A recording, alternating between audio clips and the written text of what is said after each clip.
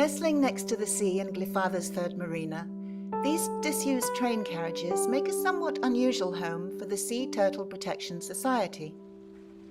For over 25 years, Archelon has worked tirelessly to mitigate and reverse the population reduction that threatened the survival of Greece's loggerhead sea turtles. Their work relies heavily on local and international volunteers, and there are usually around 8 to 10 full-time workers staying at Archelon. Tim, from Sweden, told me a little about a typical day at the sanctuary. The normal day is that we wake up at about 8:30, and then we go and take a look outside the tank, and we check the schedule to see what tanks that need to be clean and the turtles need to be clean. So we drain the water from the tank and then we scrub it, and after that we scrub the turtle with like kind of brush thingy, and then we have a toothbrush that we scrub the injuries and the head of them. After that we fill it up with water again, and then we put the turtles in. Unless they need to be fed, then we take them out and either tube feed them, which we take a tube down the throat and then put some kind of fishy squid active thingy. Otherwise you can just mainly feed them fish and squid.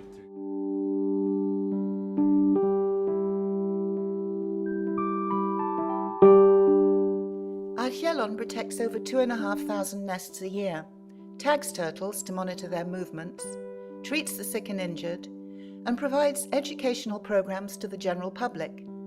And their work's not just in Athens. They run rescue centres and treatment stations in Zakynthos, the Peloponnese, and Crete. Until recently I was in Crete, in Rethymno. I came there the 12th of May, and I was working with the Archelon project, but I was doing the morning surveys and night surveys, which is basically during the nesting season when the turtles come up to lay their eggs. So we were recording where the nests were, counting the eggs afterwards, and like just protecting them. So I was there from May to 10th of October, and then we got here, and now I'm in the rescue center for 10 more days. The Glyfatha Rescue Centre is near to some of Athens' most popular beaches. Unfortunately, the draw to holiday by Greece's beautiful shores has played a large part in destroying the karetas or loggerhead turtles' natural habitats. Yeah, we've had a few occurrences with there were still umbrellas and beach mats and kind of like sunbeds on top of nests, and if they don't get much sunlight, the entire nest will eventually die. And we've actually had like 2 or 3 nests, which about 100 eggs just being not developed because they didn't get enough sun. And there's a big tractors going on the beaches, there are people still digging, dogs eating eggs, there's still kind of things happening. And it's not just dogs, tractors and holidaymakers that are endangering the kareta's survival. Careless speedboating causes hundreds of potentially fatal injuries a year.